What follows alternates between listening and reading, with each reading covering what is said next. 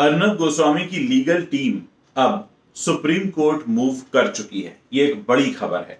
कल हमने देखा कि किस तरह से सेशंस कोर्ट मूव हो रही है, ऐसी खबर आई थी।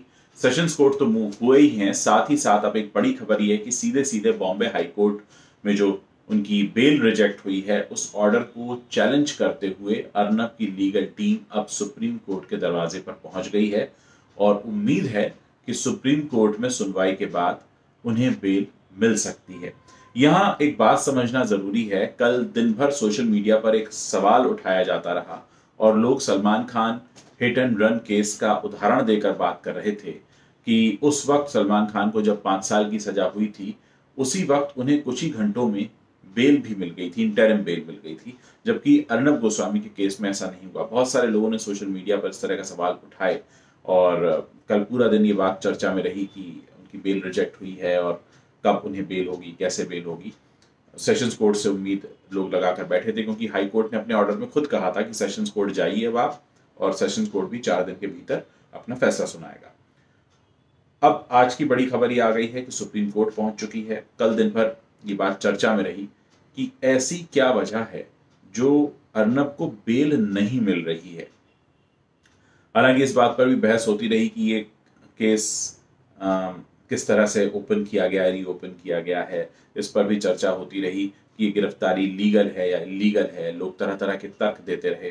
बहुत सारे लोगों के बीच कानूनी रूप से तर्क दिए गए कि ये किसी ने कहा कि 15 अक्टूबर को कोर्ट को इन्फॉर्म किया गया था, किसी ने कहा कि सिर्फ इन्फॉर्म किया गया था लेकिन परमिशन नहीं ली गई थी।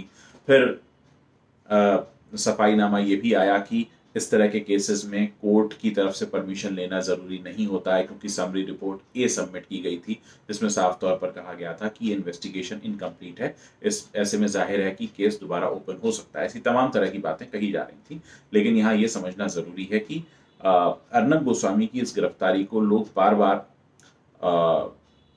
इसमें कोई राजनीति होने की बात भी कर रहे हैं और सबसे बड़ी बात अब यह है कि सुप्रीम कोर्ट इस पूरे मामले पर क्या कहता है, क्योंकि सुप्रीम कोर्ट अर्नब गोस्वामी की आखिरी उम्मीद है। क्योंकि अगर सुप्रीम कोर्ट जमानत देता है तो अर्नब गोस्वामी बाहर आ जाएंगे।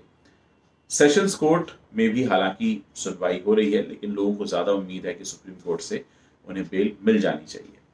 एक और बात जो अर्नब की गिरफ्तारी के समय कही गई थी और कहा गया था कि उन्हें ऐसा कहा गया है कि दीपावली आपकी जेल के अंदर ही बीतेगी, तो कुछ लोगों ने यह भी कहा कि क्या ये उसकी तैयारी है। खैर, एक बात यहां और समझना जरूरी है कि रिपब्लिक टीवी के ही जो एबीपी डिस्ट्रीब्यूशन है, उनकी भी गिरफ्तारी हो गई है और उनको भी पहले करीब 45 बार सम्मन भेजा गया था। उनसे कई बार पूछताछ हुई थी टीआरपी स्कैम मामले में। तो इसका अर्नब वाले मामले से कोई लेना देना नहीं है जिसकी वजह से अर्नब अंदर गए हैं, लेकिन हाँ, रिपब्लिक टीवी से ही एक और गिरफ्तारी हो गई है। तो फिलहाल रिपब्लिक टीवी पर संकट गहराया हुआ है, लेकिन उम्मीद की एक किरण ये है कि सुप्रीम कोर्ट पहुंच गए हैं तो सुप्रीम कोर्ट से राहत मिल सकती है। आगे जो भी खबर होगी मैं उसको बताने तुरंत लौटूंगा।